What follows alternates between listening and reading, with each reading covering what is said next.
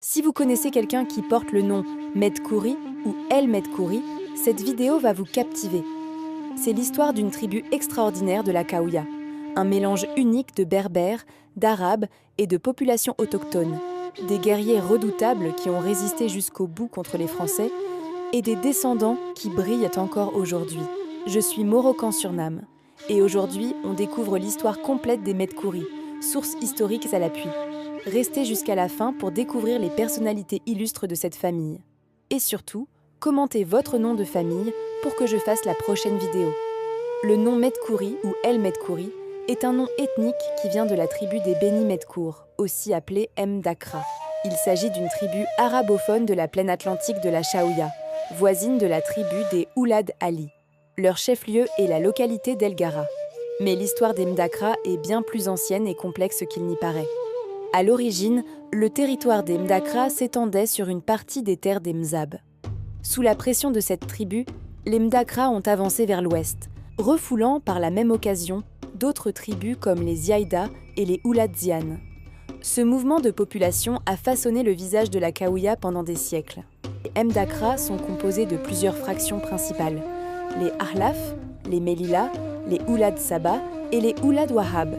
Cette structure tribale révèle une mixité fascinante entre différents groupes ethniques. L'élément amazique berbère est représenté par les Melilla, d'origine ouarazénète, une des grandes confédérations berbères du Maroc. Les Arabes, quant à eux, sont représentés par les autres fractions, notamment celles issues des groupes Beni Hilal et Maakil, deux grandes vagues de migration arabe venues de l'Est. Mais ce n'est pas tout. Selon certains historiens, l'élément autochtone masmoudien serait représenté par les Oulad Salah, du nom de Saleh ben Tarif, chef religieux des Bergouata.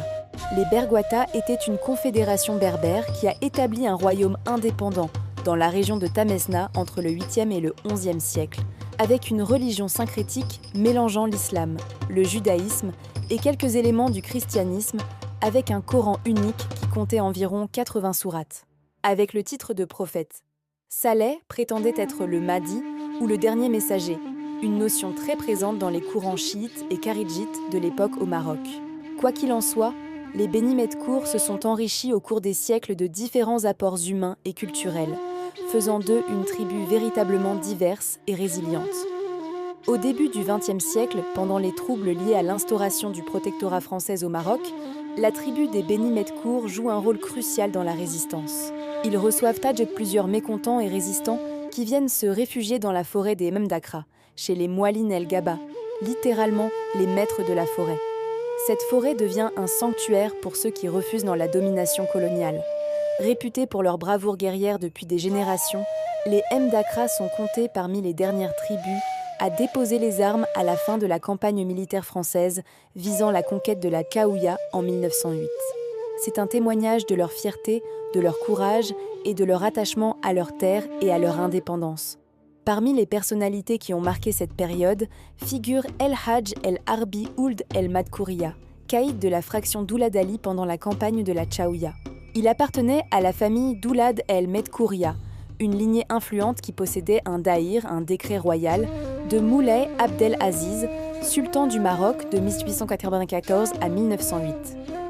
Ce daïr lui accordait le commandement officiel de la tribu, consolidant ainsi son autorité et sa légitimité. Mais les M'Dakra ne se limitent pas à cette seule figure.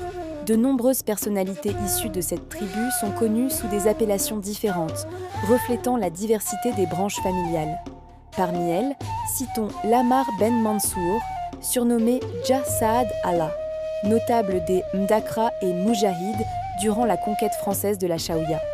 Il a incarné la résistance armée et l'esprit guerrier de sa tribu.